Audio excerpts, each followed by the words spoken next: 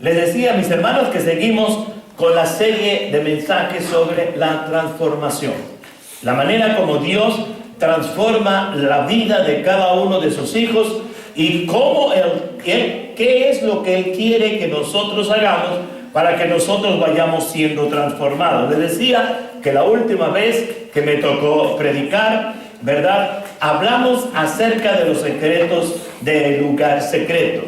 Hoy vamos a seguir con el mismo tema y vamos a hablar de los secretos del lugar secreto número 2.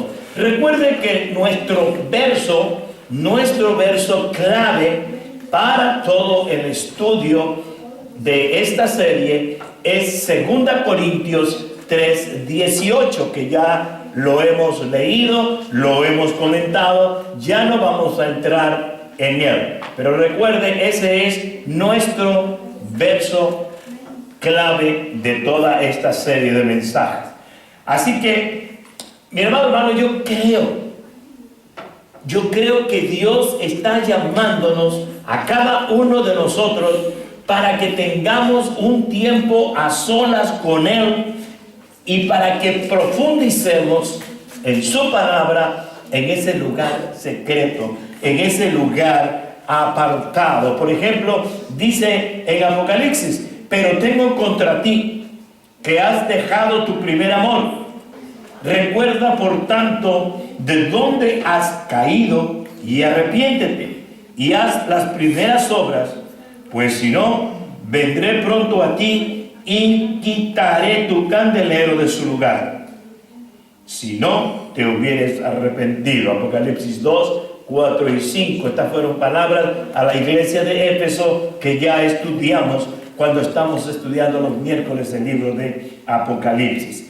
Y dice también de la siguiente manera, ¿verdad? Se los dice el verso 19 y 20.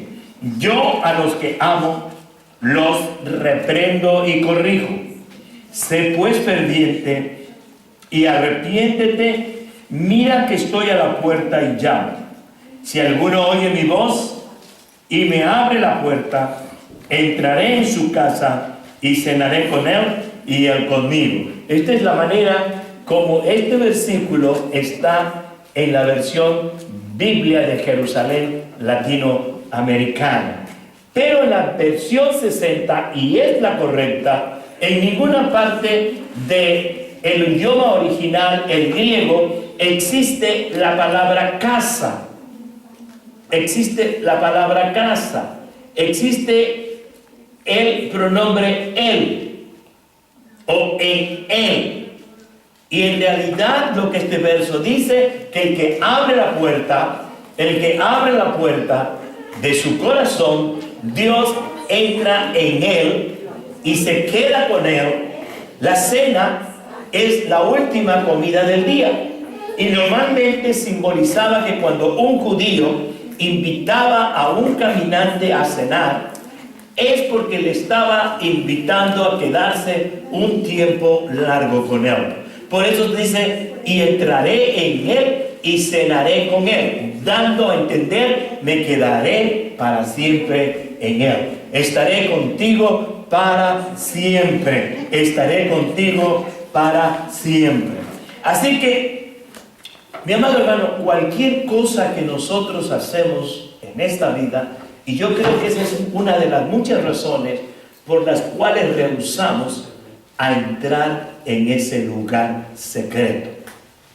Una de las razones por las cuales rehusamos a entrar en el lugar secreto es porque cada vez que tú y yo entramos en el lugar secreto, tenemos que darle cuenta a Dios de todo lo que hacemos.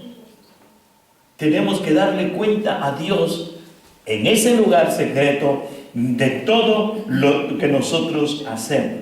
¿Saben? Cuando nosotros pasamos tiempo en el lugar secreto, en silencio,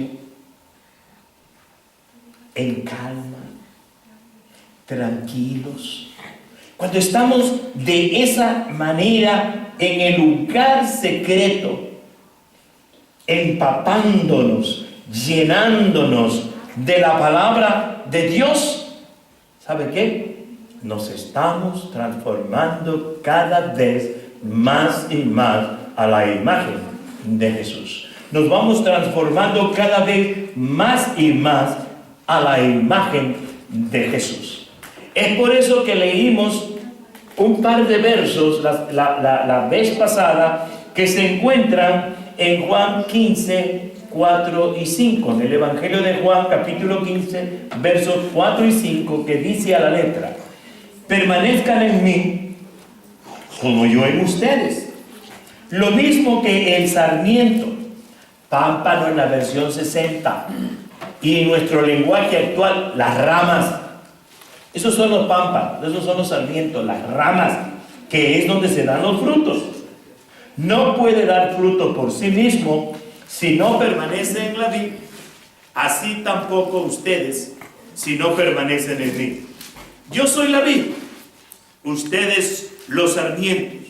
El que permanece en mí y yo en él, este da mucho fruto, porque separados de mí no puedes hacer nada. No podemos nosotros ser transformados más y más a la imagen de Jesús si nosotros no estamos unidos a Cristo. Y es precisamente en ese lugar secreto donde nosotros tenemos una relación de unidad, tenemos una relación de compañerismo con Jesús.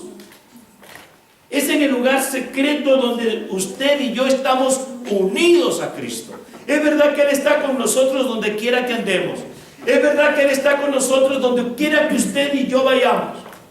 Pero es ahí en el lugar secreto donde hay una relación especial entre tú y Jesús. Entre tú y Jesús. Así que, mis amados hermanos, dijimos aquella vez que la primera disciplina para nuestra transformación es la oración. Es la oración. Esa es la primera disciplina para nuestra transformación. Y la oración es morando con Jesús. Morando con Jesús. ¿Dónde? En el lugar secreto. Así que estar a solas, mis amados hermanos, con Jesús. Estar a solas. Es un punto que ya vimos la semana pasada de la importancia de tener momentos a solas con Jesús. De tener momentos a solas con Jesús. Yo siempre recuerdo, nosotros salíamos muy temprano a trabajar, ¿verdad? Salíamos a veces a las 6 de la mañana, a las 5:30, dependiendo a dónde íbamos. Así que me paraba yo a correr todas las mañanas. Me paraba a correr todas las mañanas en la playa. Y hay unos lugares así en la playa que son piedras y que te llevan bien adentro del mar. Y era mi lugar predilecto todas las mañanas para estar en oración con mi Jesús. Ahí donde no había nada. Ahí donde estaba la brisa, el airecito del mar, me encantaba estar viendo todavía las estrellas de la mañana, platicando con mi Jesús. Es importante tener un compañerismo con Jesús, estar a solas con Jesús en ese lugar secreto de oración. Mateo 6:6 dice así: tú, en cambio, cuando vayas a orar, entra en tu cuarto. Después de cerrar la puerta, ora a tu Padre que está allá, en lo secreto. Y tu Padre que ve en lo secreto, te recompensará. Nuestra versión 60 agrega: te recompensará en público. Mi hermano, cuando tú estás en el lugar secreto, cuando tú pasas tiempo con Jesús en el lugar secreto, Él te reconoce. Perdón. Él te reconoce. Y Él te va a dar grandes sorpresas. De la manera que Él mismo va a reconocer la relación que tú tienes cada día con Él. Estar en silencio es pasar tiempo con Jesús. Escuchándolo, oyendo ¿Dónde? En el lugar secreto. Dice así, Salmo 46:10. Dice, basta ya. Sepan que soy Dios, excelso sobre los pueblos, sobre la tierra, excelso. Esto es como si Dios nos dijera, salte de la actividad diaria, salte del tráfico de todos los días y ven un rato a platicar conmigo. Deja tanta actividad que tienes, deja tantas cosas que estás haciendo y tómate un poquito de tiempo para acercarte a mí, para platicar conmigo, para hablar conmigo. Sí, hermano. Hoy el mundo corre. Todo el mundo anda corriendo. Todo el mundo tiene prisa. El otro día vi por ahí que habían detenido un carro el jueves y le digo a mi cuñado, oye, aquí es 70 millas por hora. Pues ¿a cómo iría ese carro que lo detuvieron? Andamos deprisa. Nunca tenemos tiempo para platicar un rato. Mire, mi hermano, si no lo tiene usted a veces ni para su esposa o para su esposo, ¿cuántas veces durante el día usted se sienta a platicar con su esposo o con su esposa? Yo también he vuelto un poquito flojo, pero todas las mañanas antes de que mi esposa se fuera, algo que me encantaba era que juntos nos tomábamos un café y podíamos platicar esa media hora hasta que ella se retiraba. Pero ya decidí que a partir del lunes lo voy a volver a hacer con ella. ¿Cuánto tiempo usted ocupa para platicar con su esposa? Para hablar de los chicos. No le digo como le dicen los colombianos. ¿Sabe cómo? Le dicen a los chicos, bichos. Siempre me acuerdo a mi hija Maggie cuando estábamos aquí en la iglesia de Gainesville y uno de los chamacos, igual que ella, le dijo, bicha. Fue llorando y nos dice, papá me dijo bicha. Digo, no te apures, hija, así le dicen a los niños. Platicar con los niños, platicar de sus hijos. La esposa decirle, oye, fíjate que fulano anda así, anda así. O el esposo decirle, tú que estás en la casa más tiempo que yo, ¿cómo ves? O platicar de cualquier cosa. Tal vez de acordarse de algo atrás que les hizo reír y volverse a reír juntos. ¿Tienen ese tiempo? Si no lo tienen entre ustedes, por lo menos lo tienen con Jesús. Por lo menos durante el día apartan 5 minutos, pues, para hablar con Jesús, para oír a Jesús. O ni siquiera hacen absolutamente nada de eso. Deje de correr, deje de andar deprisa, deténgase, gracias hermano, deténgase y hable con Jesús. Venga al lugar secreto, esté en el lugar secreto. Dios quiere hablar contigo, Dios quiere platicar contigo. Dios quiere tener una relación íntima contigo. No simplemente te ha salvado para que vayas al cielo. No simplemente te ha dado salvación para que estés seguro de que tienes vida eterna. Él te ha dado salvación porque Él quiere tener una relación diaria contigo. Es por eso que el cristianismo no es religión. El cristianismo no es religión. El cristianismo es una relación con un hombre llamado Jesús.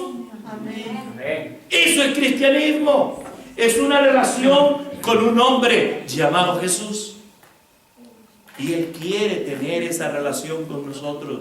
Él quiere platicar con nosotros. Él quiere hablar con nosotros.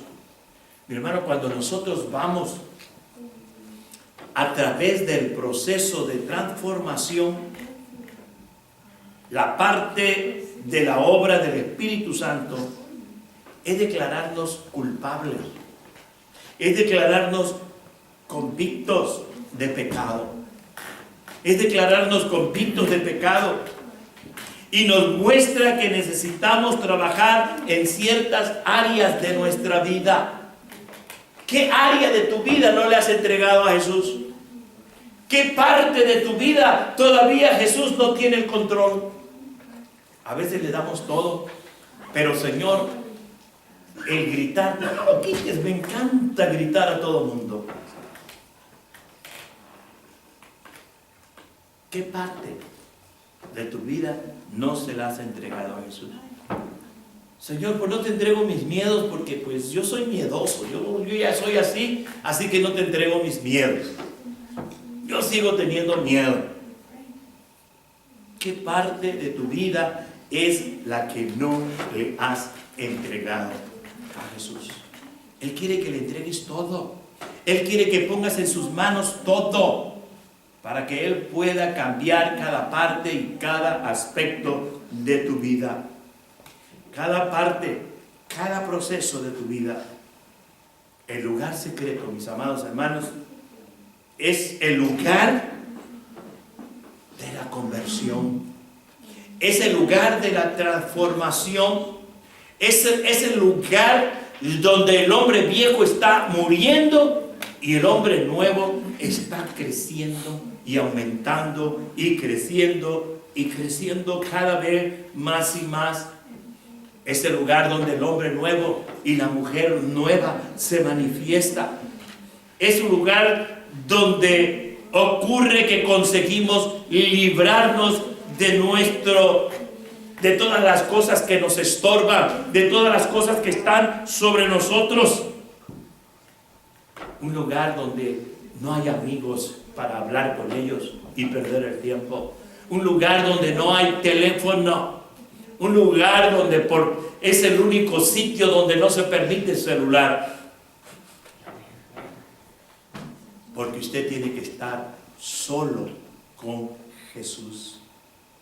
Mis amados hermanos, Dios nos está llamando a hacer. No hay reuniones que atender. No hay una agenda. Usted no se mete a su lugar secreto diciendo, bueno, voy a hacer esto, después esto. No hay una agenda. Usted se va dejando guiar por el Espíritu Santo. Usted va permitiendo que el Espíritu Santo le vaya indicando las cosas que usted va a ir haciendo, porque Dios mismo está en ese lugar con usted. Sienta que Él está ahí y gócese. Disfrute el estar completamente en su presencia.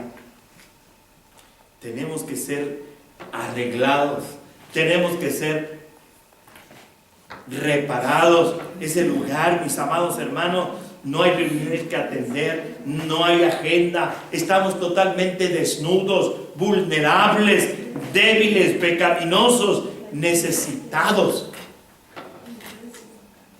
de que Jesús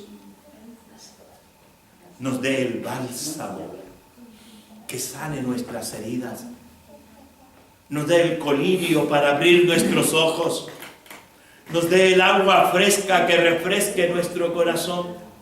Hablaba esta mañana con mi esposa y yo le decía, yo siempre había pensado qué pasaba con tanta gente que se iba de sus pueblos, de sus ranchos, de sus ejidos a la capital. Y de ahí salió el famoso dicho, bueno, es que en la capital por lo menos hay tacos. Y el otro le decía, sí, te acostumbras a no comer. Terminaban de albañiles, gente que lo único que sabía era agarrar el arado y arar su tierra y ver su cosecha crecer. Terminaban de albañiles. Y en ese tiempo los albañiles eran la gente más despreciada. Les pagaban cualquier porquería. ¿Y sabe qué? Caía una frustración horrible en sus vidas. Y necesitaban hacer algo para tratar de quitarse la frustración. Y tristemente, mis hermanos, lo que hacían y siguen haciendo era emborracharse. Era emborracharse. El sábado terminaba a mediodía la jornada de trabajo del día sábado Y todo el mundo a la pulquería o a la cantina a gastarse más de la mitad de lo que habían ganado y se frustraban más. Porque cuando llegaba la mitad de la semana ya se habían acabado el dinero. Porque la mitad lo habían gastado en borrachera. Y esa es una de las consecuencias por el cual nuestro pueblo vive en pobreza. La consecuencia porque nuestro pueblo en México vive en pobreza es porque la mayoría de la gente gasta más del 50% de su salario en alcohol. ¿Por qué? Porque están frustrados. ¿Por qué? Porque están amargados. Porque no encuentran la salida. Y no la encuentran porque no saben que hay una salida. Y esa salida es tener un encuentro con Jesús. Esa salida es buscar a Jesús. Esa salida es tener tiempo a solas con Jesús. Cuando te sientas frustrado, cuando te sientas mal, porque sientes que todas las pruebas te vienen a ti, no te alejes de Dios. Al contrario, acércate más a Dios. Búscalo. Búscalo. Vete a tu lugar secreto a platicar con Él. Que la frustración no te aparte de Dios, sino todo lo contrario, lo busques más y más, porque ahí vas a encontrar. Ahí vas a encontrar lo que estás buscando, lo que estás necesitando. Hay un ejemplo bien claro en las Escrituras, y es ahí en Isaías, que acabamos de leer. Allá en Isaías capítulo 6, del verso 1 al verso 5, encontramos una experiencia de Isaías. De alguna manera, en los primeros 5 capítulos de Isaías, Isaías había estado sirviendo. Aún había estado predicando. Pero Isaías no había tenido una verdadera conversión. Isaías en realidad no conocía correctamente a Dios. Isaías estaba embobado con el rey Usías. Para él era lo máximo. Usías fue un buen rey. Para él Usías era increíble. De tal manera que cuando Usías murió, cayó en Isaías una frustración.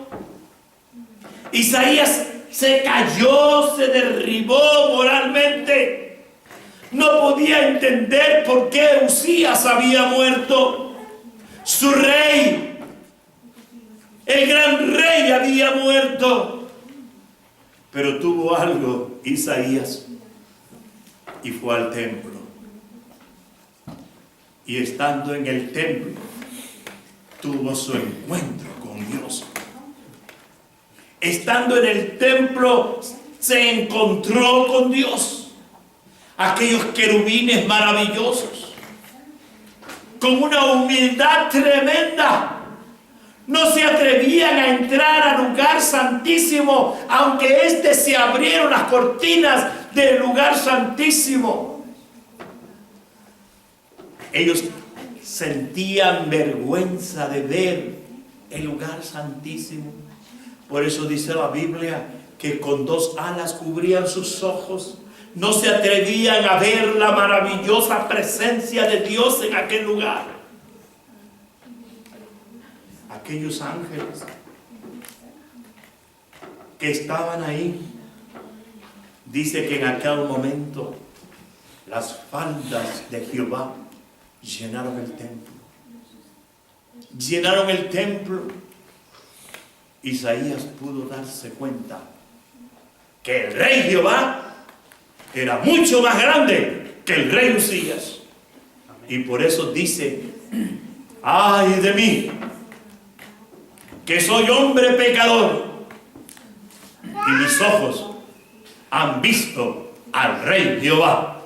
Ahí Isaías reconoció, ahí Isaías fue consolado, ahí Isaías se dio cuenta que por encima de los reyes del mundo está Jehová.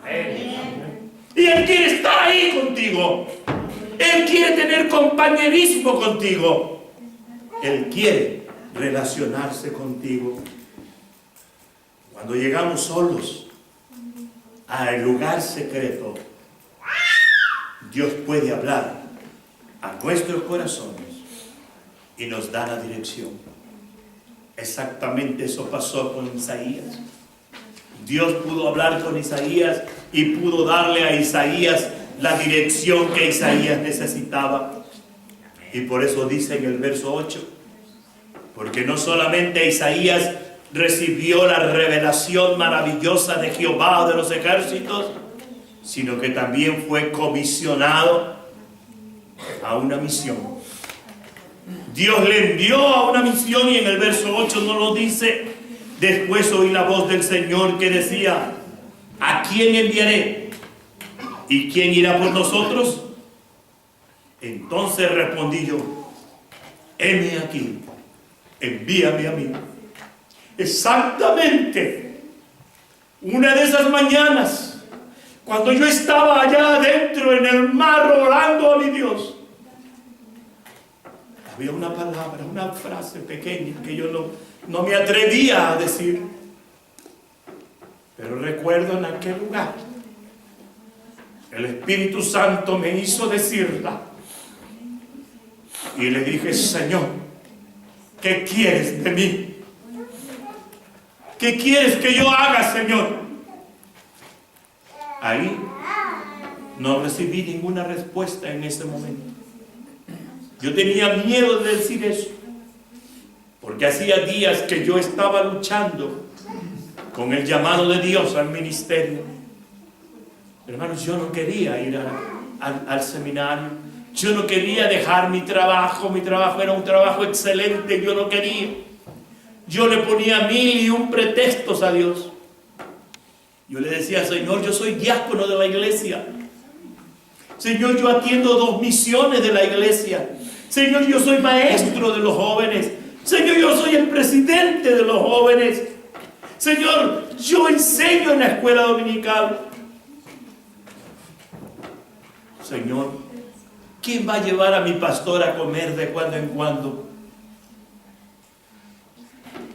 Parecían cosas buenas, pero las estaba yo usando como pretexto. Y clarito oía una voz que me decía: te quiero de tiempo completo. Te quiero de tiempo completo. Ese día llegué a casa, me bañé, me alisté, salí a mi trabajo. Cuando regresé de mi trabajo, me dice mi madre: hijo, mira, te llegó esta carta del seminario. Y era una carta, hermanos, que estaba fechada hacía 3 meses. Una carta que posiblemente se trastapeló, se perdió, para que primero yo le preguntara a Dios qué era lo que Dios quería. Me llegó aquella carta, era del seminario. Unos hermanos jóvenes del seminario que estaban estudiando, que nos conocimos en Barsequillo, Puebla, en un campamento de jóvenes dirigido por la iglesia Oreb del DF, habían hablado con el doctor Pat Carver. Lo mismo el pastor Rolando Gutiérrez, que está en la presencia de Dios. Él y José María, un hermano nicaragüense. Uno decía que yo estaba en un seminario y el otro decía: no está, pero va a ir. Y cuando me llamaron porque se habían jugado el plátano del cereal, me preguntó: ¿verdad que tú vas a ir al seminario? Y el otro dijo: ¿verdad que tú ya estás en el seminario? Le dije: pues ¿saben qué? Yo me voy a comer los 2 plátanos, porque ni estoy en el seminario ni estoy pensando ir al seminario.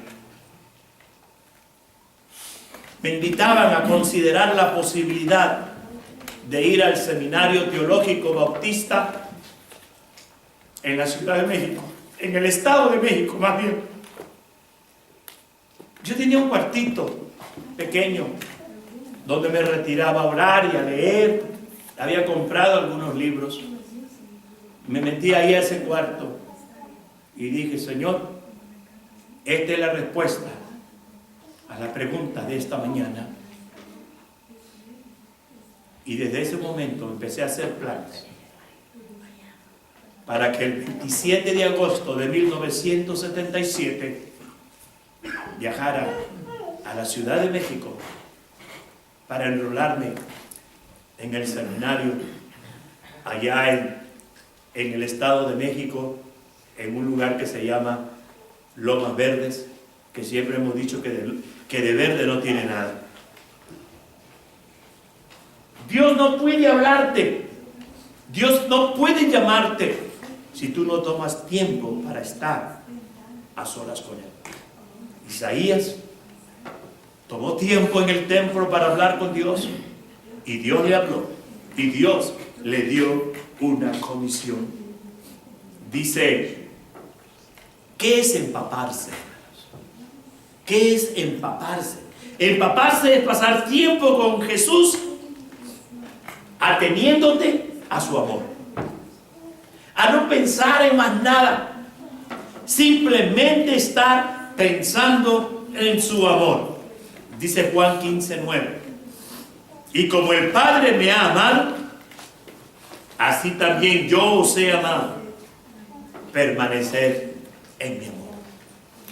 Empaparse, hermanos, es dejarse llenar, es dejarse cubrir, es dejarse empapar por ese amor maravilloso de Dios, por ese amor precioso de Dios. Empápate del amor de Dios, pero solamente te puedes empapar del amor de Dios cuando tomas tiempo para estar a solas con Él. ¿Qué es estar empapado? Una definición es estar saturado, empapado de agua o de cualquier otro líquido.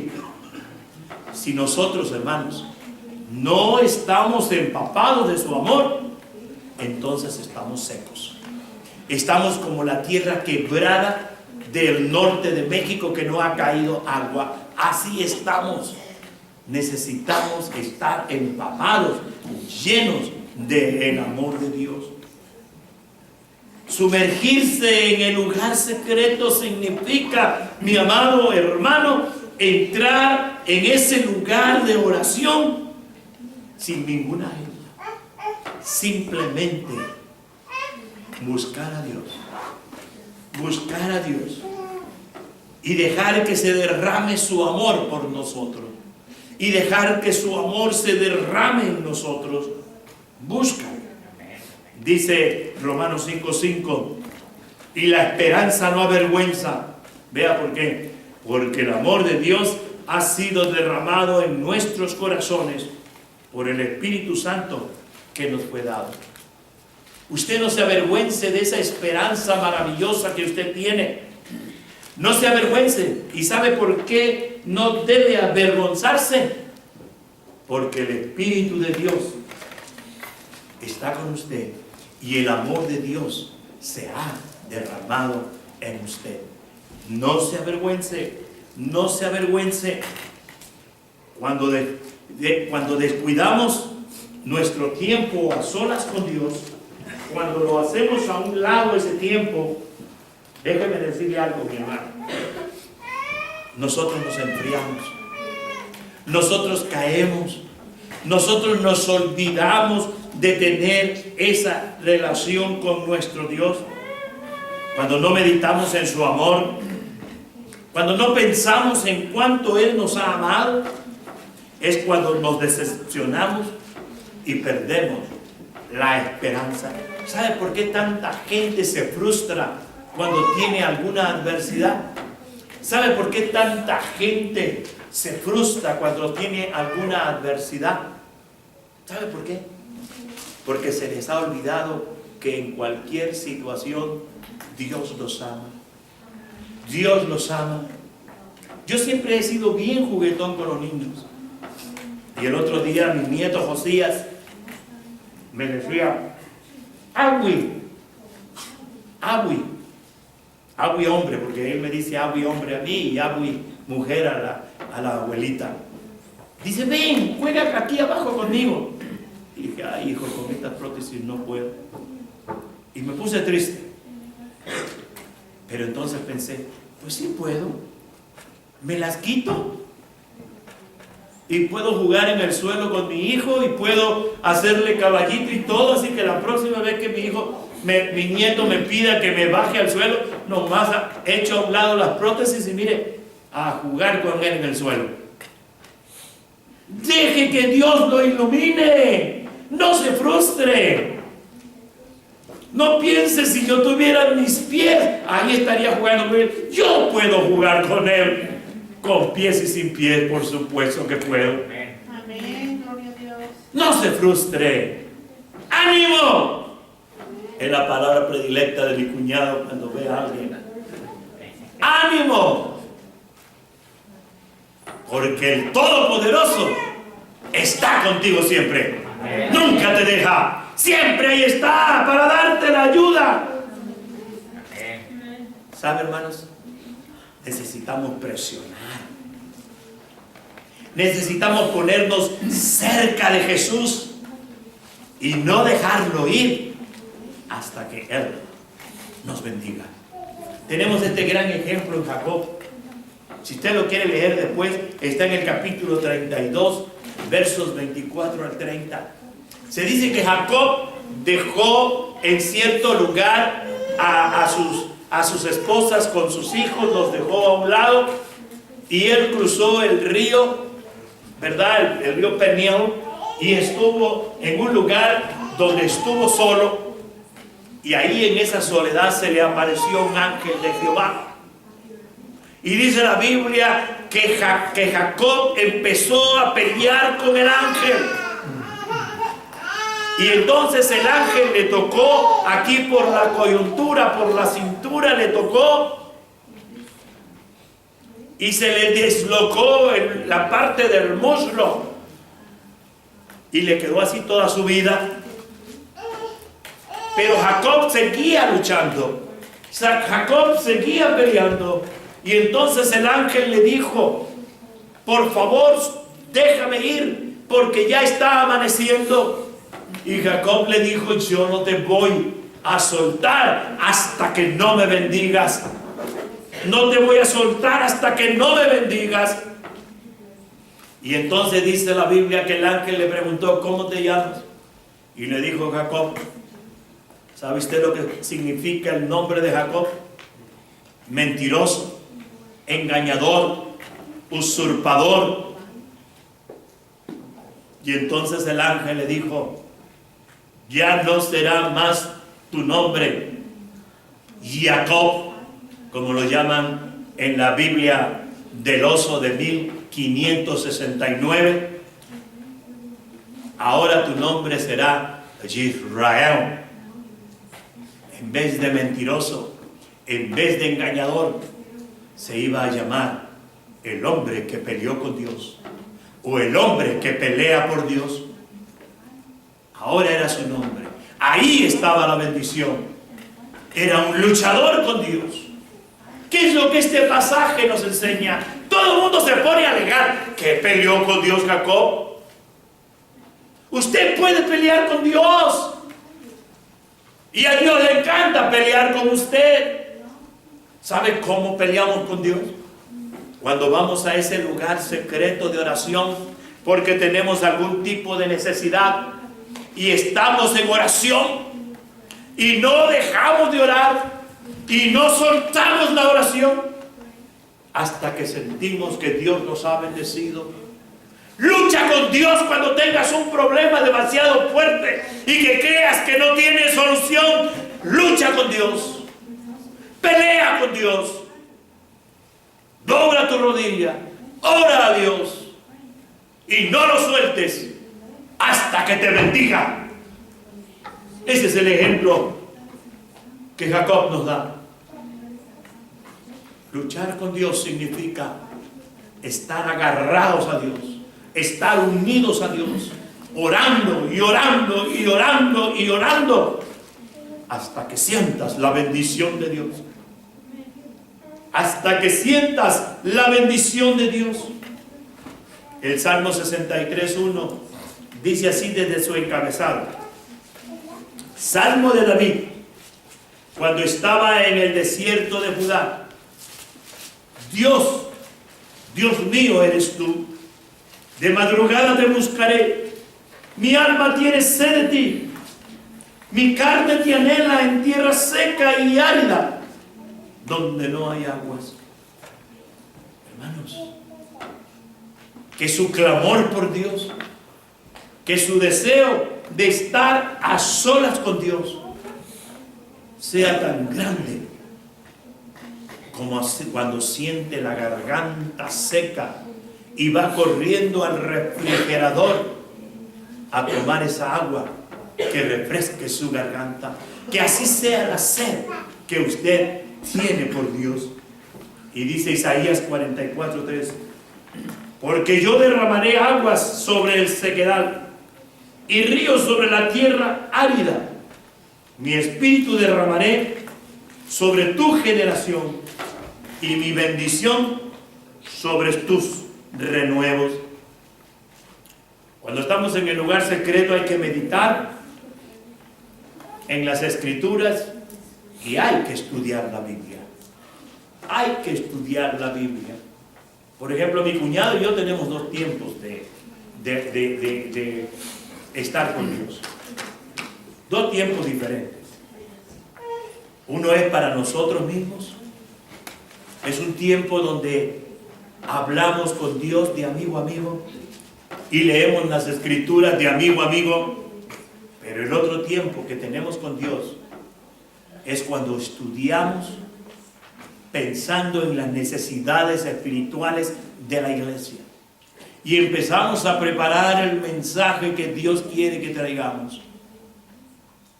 No estamos exceptos nosotros de tener ese tiempo personal. Ese tiempo Dios y yo. El otro tiempo es Dios y yo, pero pensando en la iglesia y en las necesidades espirituales de la iglesia. Dice Romanos 12:2: no os conforméis a este siglo, sino transformaos por medio de la renovación de vuestro entendimiento, para que comprobéis cuál sea la buena voluntad de Dios, agradable y perfecta. No te adaptes a este mundo. No hagas las cosas que el mundo hace. Busca la voluntad de Dios. Por eso Cristo Jesús dijo en otra parte: vosotros tenéis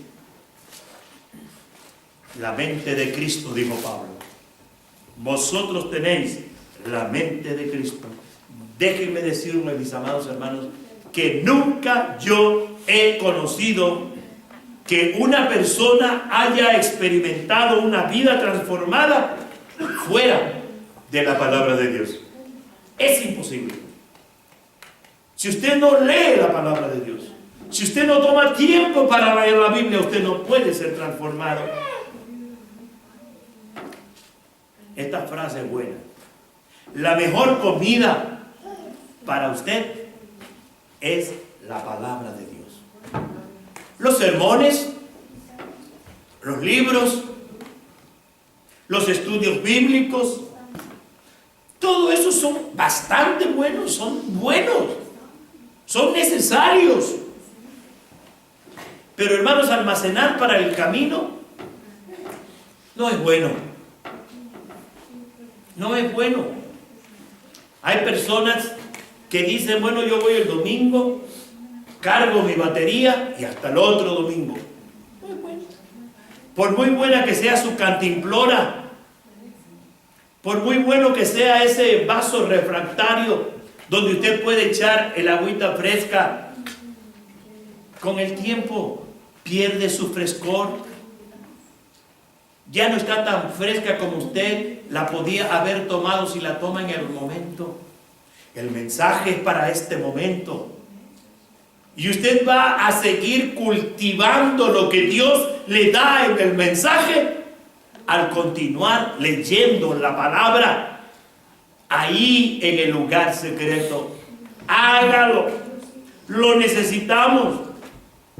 Siempre es mejor tomar el agua en el momento que se saca del pozo que llevarla en el camino y esperar. No, mi hermano, es importante que usted lea la Biblia cada día. No diga: bueno, voy a ir a la iglesia, voy a escuchar, y ya eso me va a servir para toda la semana. No. Usted necesita estarse refrescando con la palabra de Dios día tras día. Déjeme decirle algo, hermanos. Este es un ejemplo. Y yo tengo algo muy presente. Cuando a mí me cortaron mi primer pie, fue muy difícil. ¿Para qué les voy a engañar? Fue muy difícil. Nunca me rebelé contra Dios, pero fue difícil. Y ya después yo me di cuenta, reflexionando, por qué fue difícil. ¿Sabe por qué? Me mandaron al basement de la casa. Porque me llevaron una cama de hospital. Pero en el basement estaba solo. No había nadie conmigo. Lo único que hacía yo es estar mirando el techo todos los días.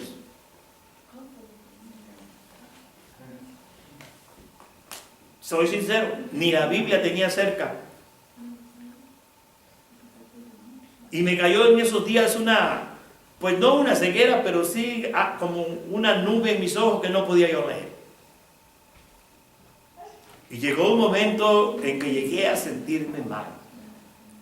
Aunque ahí acostado en mi cama, lo que hacía era orar y orar, pero algo me faltaba. Así que lo primerito que le dije a mi esposa, ¿sabes qué? Me voy para arriba. Que vengan por esa cama, pero yo me voy a mi recámara. Aquí no paso un minuto más. El hermano Samuel Díaz, de allá de la iglesia de Gainesville, fue a la casa y nos puso una rampa, ¿verdad? Después, con el tiempo, mandamos a hacer un driveway, porque arriba era puro lodo, ¿verdad? No teníamos los carros nunca subían enfrente de la casa, y me fui arriba. Y después le dije, ¿sabes qué? Esta computadora está muy viejita y le quiero meter ciertas cosas y no me sirve. Vamos a comprar una computadora. Empecé a meter información de Logos, una compañía que hace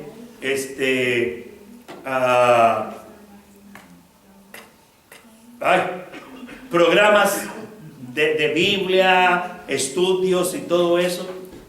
Y empecé, y otra vez esa paz regresó. Empecé a leer mi Biblia, ahí en la computadora, empecé a escribir, volví a la vida. Yo les hablo por mi experiencia, hermano. Si usted deja de leer, si usted deja de orar, usted se enfría, usted se debilita.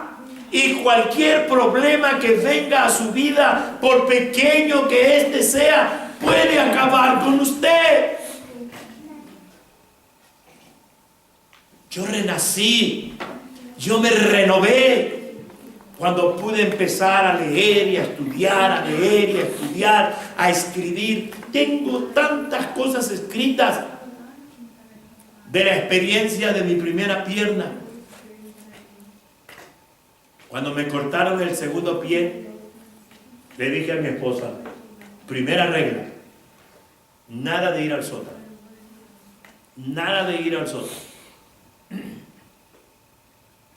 Y ahí, como podía, sin mis dos pies, jalaba yo la silla y como podía me pasaba de la cama a mi silla y después ahí empujándome, me ponía en mi computadora.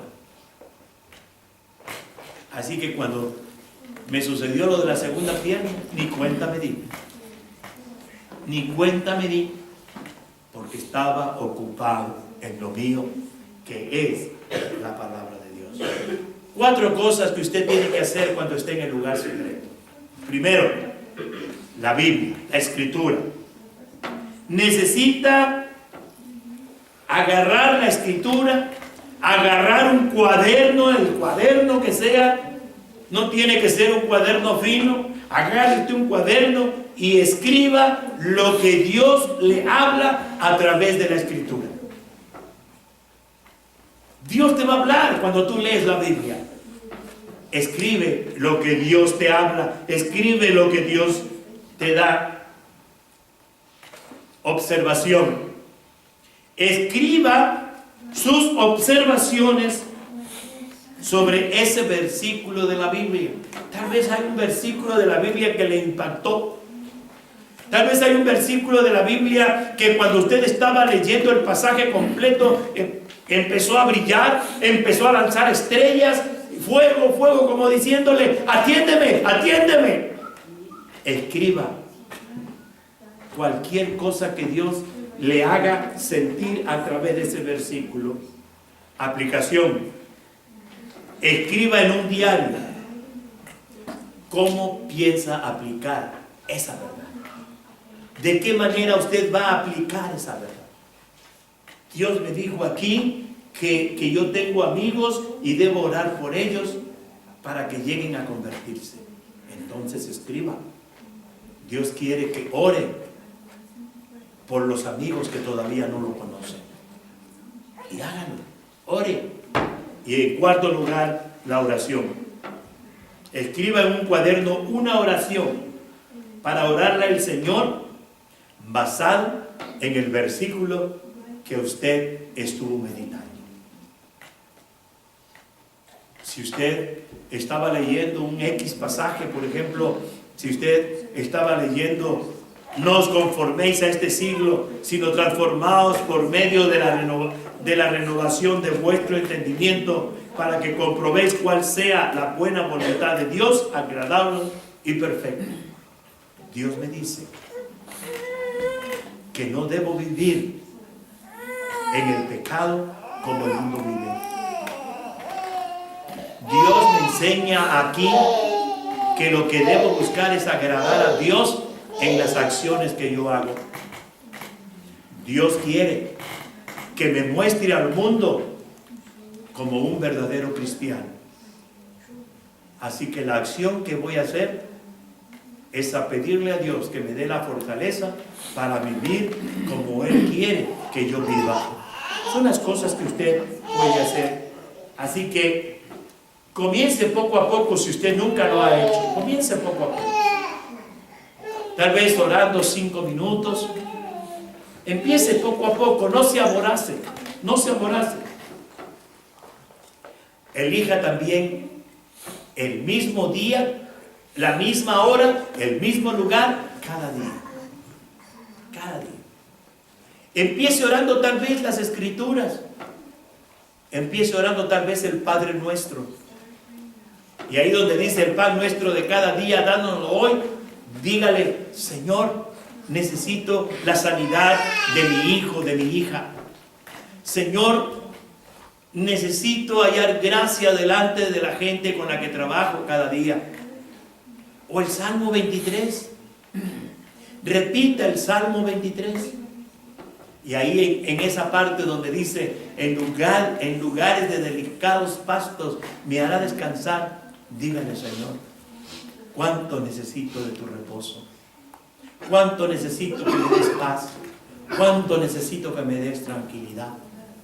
Hermanos, no puede haber una transformación real y verdadera en su vida si usted no tiene la convicción de que es importante tener una relación con Dios cada día.